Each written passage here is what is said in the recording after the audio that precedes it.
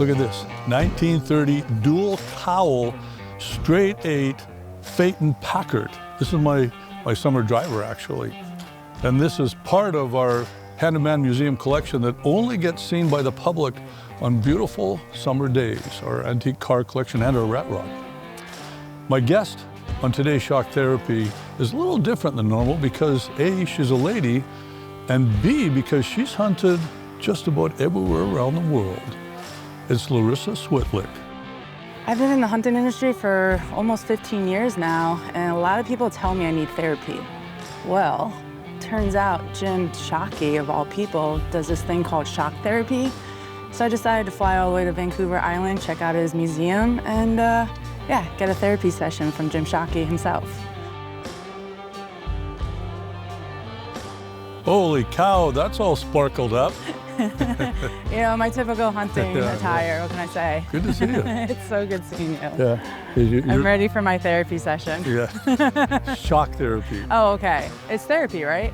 Yeah, therapy. Yeah, same Shock thing. therapy. Yeah. All right, let's do it. We'll try not to be too harsh on you. All right, good. Welcome to our Hand-of-Man Museum. This is amazing. I've been wanting to come here for so long. Look, we call this the grand reveal. It's just way bigger than what people think. Wait, what? I thought it was just your trophy room. Yeah, no. What is this? It's not that at all. It's not a hunting museum.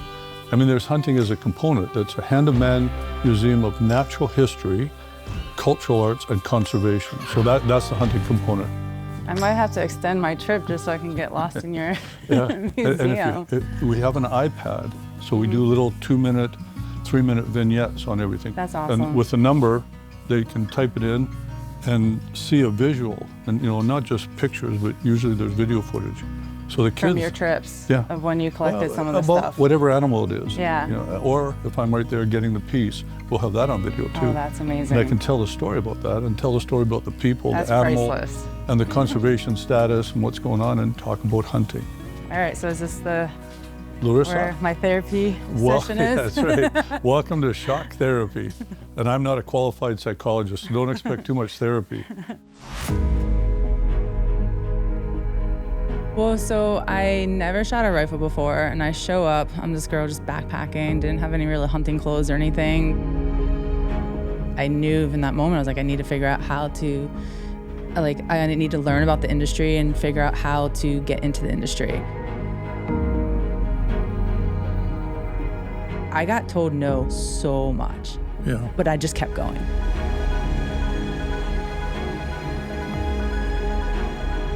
I entered it, and I ended up winning Best Shot of the Year for Sportsman Channel Awards. 5 years after you set the goal to do exactly that. Exactly to the day I won my award.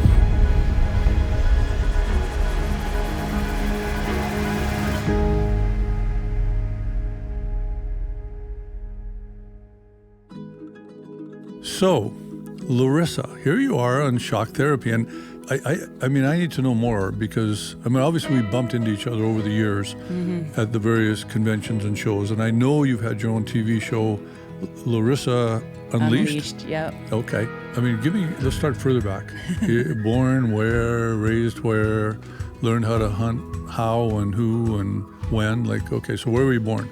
So I was born in upstate New York, Albany, New York, the capital. And so I grew up a city girl. My big dream was to work in New York City. You can't tell that at all. Okay, so you're a city girl, wanted to move to New York City and be Devil Wears Prada or something like that. Pretty much. That was the way I grew up. Didn't get into hunting or fishing until after college, actually. Really? My parents pushed education. They said, you need to get your education, get your degree, and then you can do whatever you want, which I pretty much took to heart because I ended up with my bachelor's and master's in accounting in 4 years. And then I got into law school. So my plan was to actually go to law school. But before I went to law school, I decided to go backpacking, go traveling through Australia and New Zealand. It was supposed to be like a 2.5-month trip, and I ended up extending it. And I just wanted, the first time I've ever camped in my life, just was kind of doing everything, skydiving, bungee jumping, all that, kayaking. And I wanted to go fly fishing, and I called up an outfitter in New Zealand, and I said, hey, I really want to learn how to fly fish. And they said, well, fly fishing is not really good, but it's hunting season. Do you want to go hunting? And I was like, that sounds fun. Sure, sign me up. Just like that. Yeah. And your Never parents shot a rifle before. and parents never hunted. No. Father never hunted. Grandfather, Not at all. uncles, nobody. Well, so I never shot a rifle before, and I show up. I'm this girl just backpacking, didn't have any real hunting clothes or anything. The outfitter, and it's funny And you're because like how old? 23, 22? 22 at the time. 22. Okay. But it was funny because I didn't know how expensive hunting was. So here I'm backpacking, I don't have that much money, and I'm like, cool, I want to hunt the red stag. And he gives me the price list. Yeah. And I'm like, well, wait, I can't afford that. So I was like, well, what's the cheapest thing I can shoot? So he's like, well, let's go after a female fallow deer for meat, Okay. He's like, okay, I can afford that. Yeah, And, beautiful. oh, it was amazing. I just remember taking that shot on that animal, and everything just went into slow motion. And I just watched her drop in the scope, and just the emotion that came over me and the adrenaline. And it's like, okay, like I said, this is born in me. This is my passion. I'm a hunter.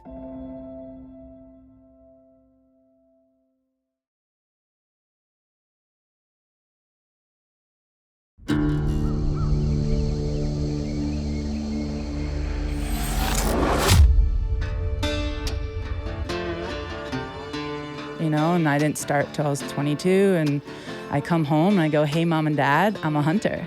And they said, what is wrong with our daughter? She wants to kill animals. Like literally they forbid me to hunt. They're like, there's something wrong with it. There's such a disconnect. Mm-hmm. Like my brothers were like, oh, we get our meat from the grocery store. And I'm like, do you not understand where you get that meat comes from? And they just, every single one of my family just pretty much like almost disowned me. They didn't want to hear about it. They were like, no, that's wrong, don't do it. And so I didn't know where to turn.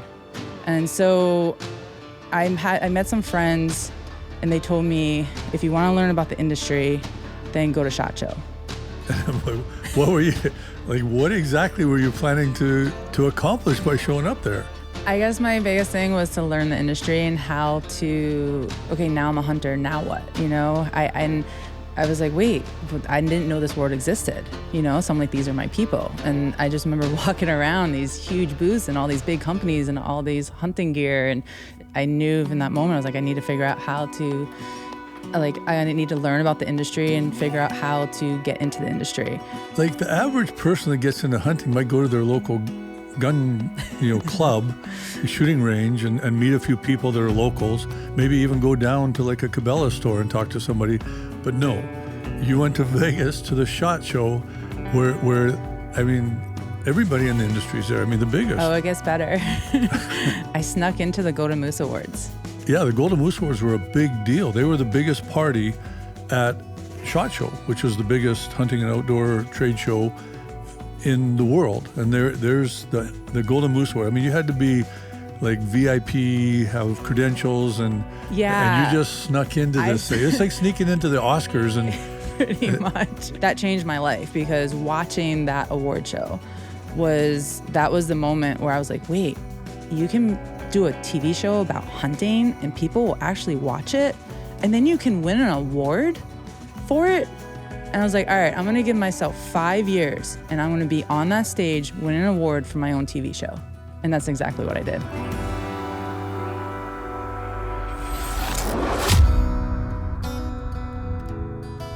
When did you meet me? I'm pretty sure, like I said, I've seen you. I'm sure I got your autograph back then, waiting in line at SHOT Show. I did find a picture of both of us back in 2012. Okay. I think at either ATA or SHOT Show. So I did find that.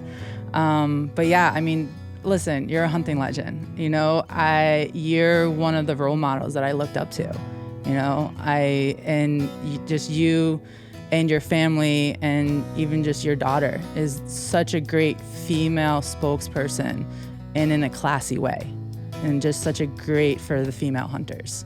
Oh. And so that's who I looked up to. Like, you were one of the top. So like, it's surreal for me to be sitting here across from you, because you're literally a hunting legend. You are one of those people that I saw that night, and I was like, that's what I want to do. That's what I want to make an impact. I want to make that type of impact in that hunting industry and educate people. And if I can change my family's viewpoint on hunting, then I can change a lot more people's viewpoint. And that was kind of like the fire and the catalyst to create my TV show, is to be able to change, the general populations and educate those people about, the true message about hunting. I mean, I was new at hunting, so now I have to learn how to hunt, try to figure out how not to look like a deer in headlights on camera, because I was awful at first. I'm Larysa Switlick from Sarasota, Florida, and yesterday I was laying on the beach catching some rays. Today I'm in North Carolina in the snow, hunting with Adrenaline Adventures TV. It's late in the season. It's about December 22nd.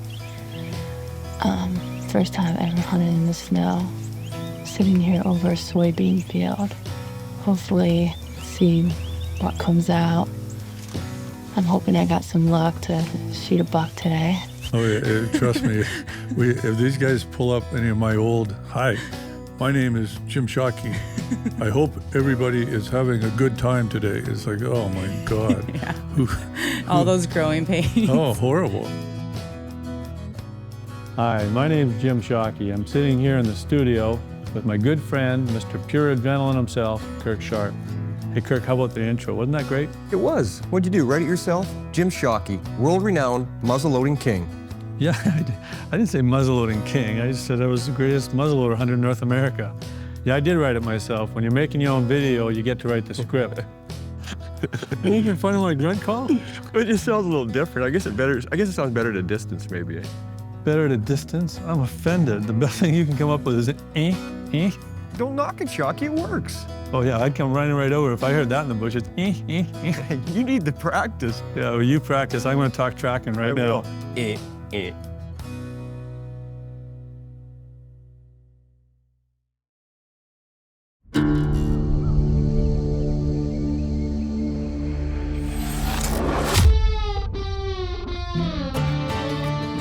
The best teacher is experience, right? So I would go and pay for a hunt. So my second hunt was actually South Africa. South Africa for your second hunt. Yeah.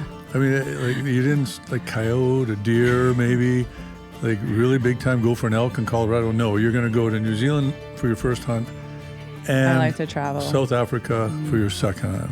I did have a lot of learning lessons. So it took me 3 years to start my show. Just, trying to navigate through it and figure out, what I wanted to actually do. I'd go out hunting and film it and trying to find the right editor or the camera guys that worked with me. But I did find some really good camera guys that were like brothers to me. And they were my camera guys for years, I honestly back then, I don't know how I did it back then.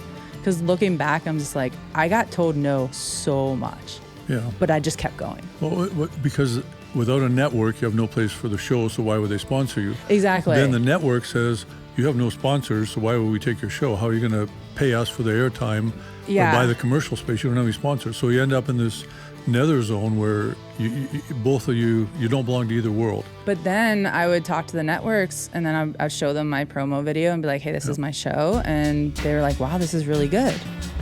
I can't look like that, dude. This guy. Oh my God.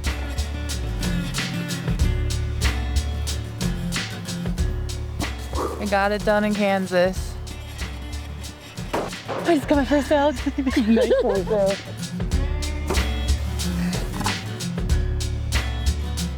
Wow. Red stag down, Larysa unleashed style.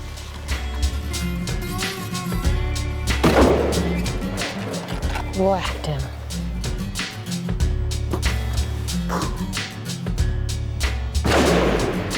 Got a mountain goat down here at Kodiak Island, Alaska. And they're like, okay, cool, so who's producing it? And I said, I am. No, there's no way. I'm like, no, I'm producing it. Well, what production company? Larysa Unleashed LLC. I started my own production company. And they're like, no, there's no way you're gonna make it. You don't have anyone helping you. I was like, no, I'm going to make it. And they just, no, there's no way. And sponsors would be like, we're not gonna spend our money on you because you're only gonna last a year. Yeah. Because they were like, there's no way you're gonna make it on your own. For real. She helped me knock an Iowa buck off my bucket list. And that was the biggest thing is like, I didn't get discovered. No one handed this to me, you know, like I worked for it. And it was kind of funny because lined up, my show aired on NBC Sports, debuted in 2013. Going back, I tried out for this fishing competition show for Animal Planet. And so I was on this Animal Planet show, which aired the same time. 10 of the best anglers in the world are ready for battle. From professionals to the naturally gifted, these fishermen can catch anything. I really want to show America that a female has what it takes to outfish the boys. It was a competition show, which was interesting. And that was like when my family started realizing like, oh, you're actually gonna turn this like outdoor gig into a real job, or you're getting on TV. Career, yeah. Animal Planet is searching for the next top hooker, an in-your-face competition that has expert fishermen going against one another. Two of those competitors join us now, Greg Grandpa McNamara and Larysa Bowfishing Babe Switlick. So Larysa, extreme fishing. Isn't fishing supposed to be relaxing? Not when it comes to what I do. Describe what you do.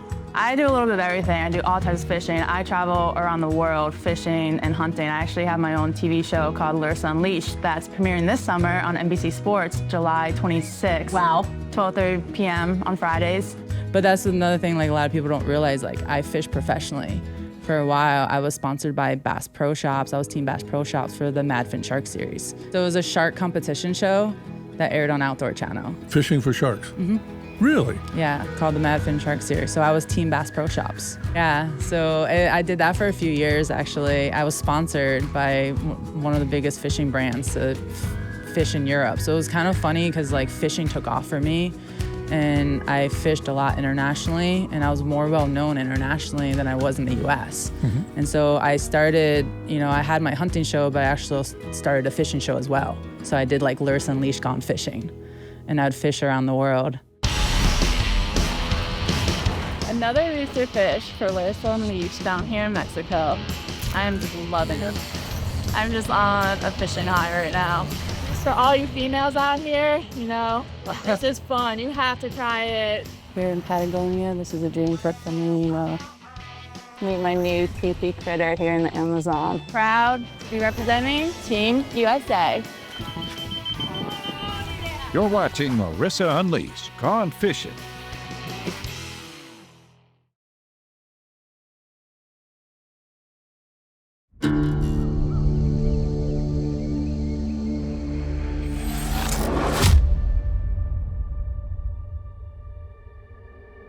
Yeah, I honestly, looking back, I don't know how I did it, but like I said, I started my own production company. I own all my footage. I own all my episodes. I actually packaged my episodes and they dubbed me in French and Turkish, and it's kind of funny because when I go hunt in France, all the hunters know me by name, but like, and it's funny to like listen to me in French, like I'm dubbed.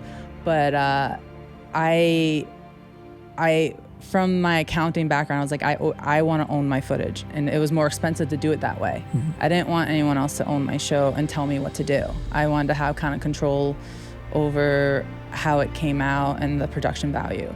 And when I moved to Sportsman Channel, I was nominated for Best Shot of the Year. And I actually shot a running doe with my bow, like full run. We were doing deer drive on these islands up in Wisconsin. And they were driving deer towards me, and I saw one going, and I remember pulling back my bow and I was watching it.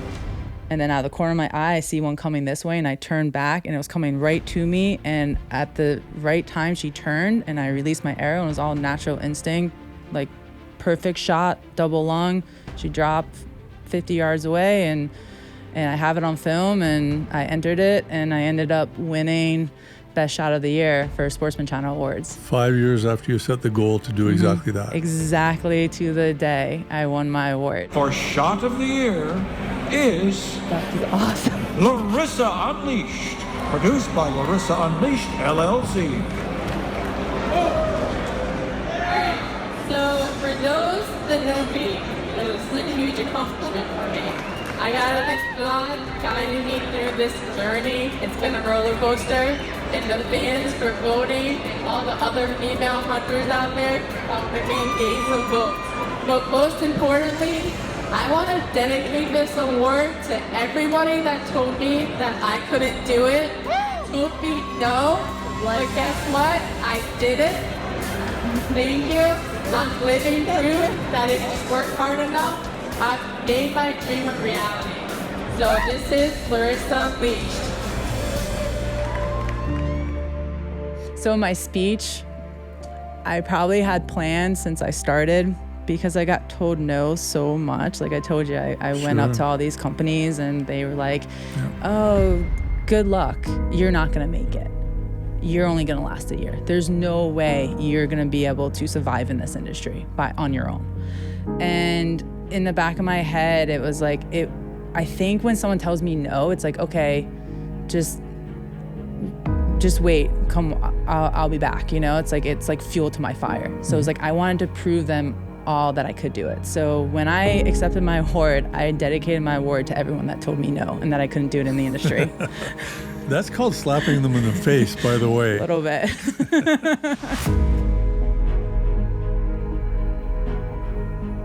I think one of my things is, to me, hunting, like I'm always challenging myself, and it's more for myself. Like, can I push myself to those limits? Am I a real hunter? You know, I'm not here to prove it to anyone else but myself. Just yourself, yeah. And so that hunt is a very difficult hunt. I know you've been there, and you're up at 12,000 plus feet. Yeah. You know, so it's, all right, let's see if I can do this. Where is he? He's right there. How far? He's the fourth sheep, first round.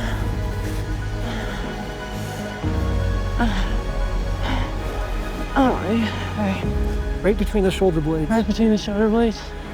On top? Just hits what hit his heart. Take down? Yeah.